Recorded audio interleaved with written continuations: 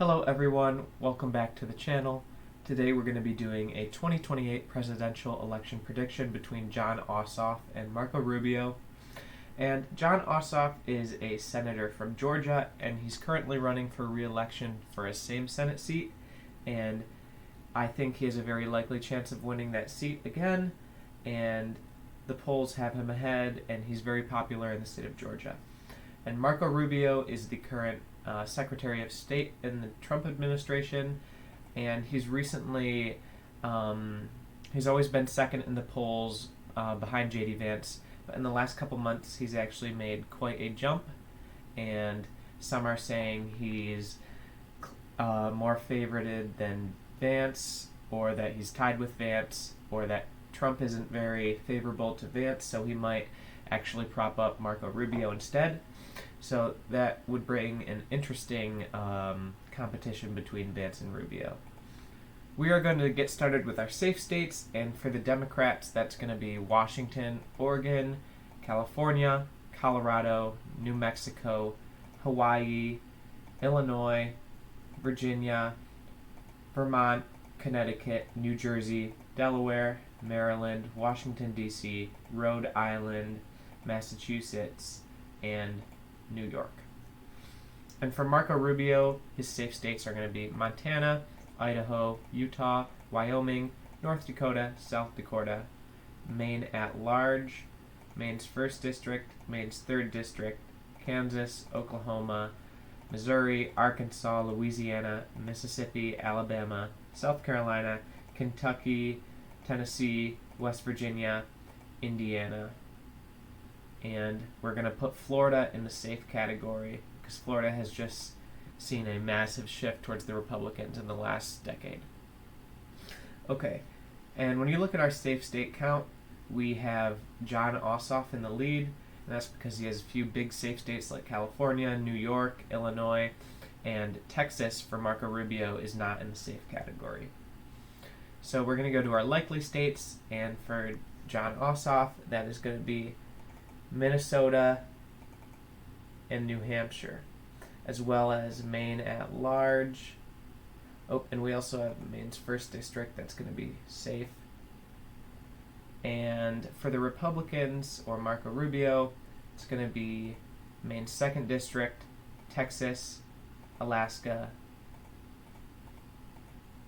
Iowa, and Ohio.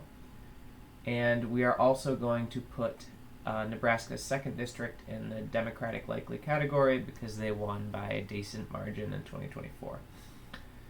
So now if we look at the map, we see our familiar 7 swing states: Wisconsin, Michigan, Pennsylvania, North Carolina, Georgia, Arizona, and Nevada.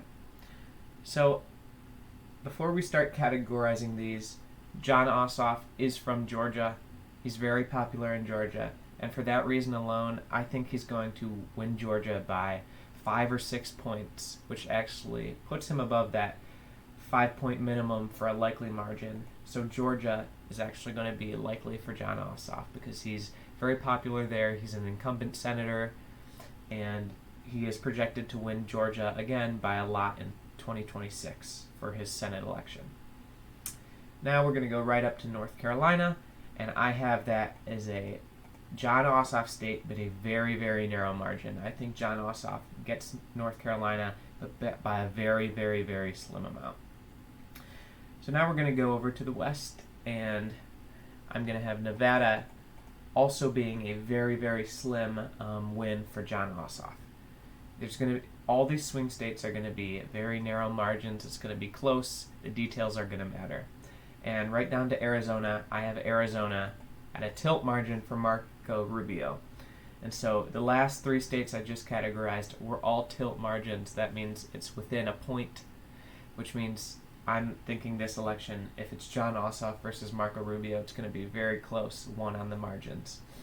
And so now we move up to our Rust Belt states, which it looks like they are going to decide the winner of this election as they usually do.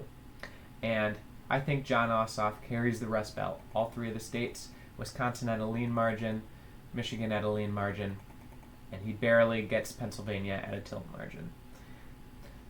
So looking at this map, we have Jon Ossoff being our next president of the United States. And I think if Jon Ossoff wins the primary, he is an incredibly strong candidate in the 2028 general election. He's kind of this populist Democrat style election.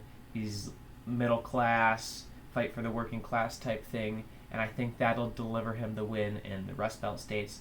Of course, he'll win his home state, and he'll win a few states along the way like Nevada and North Carolina. And the only swing state that Marco Rubio will hang on to is Arizona. Okay, I want to thank you all for watching. Please don't forget to like and subscribe.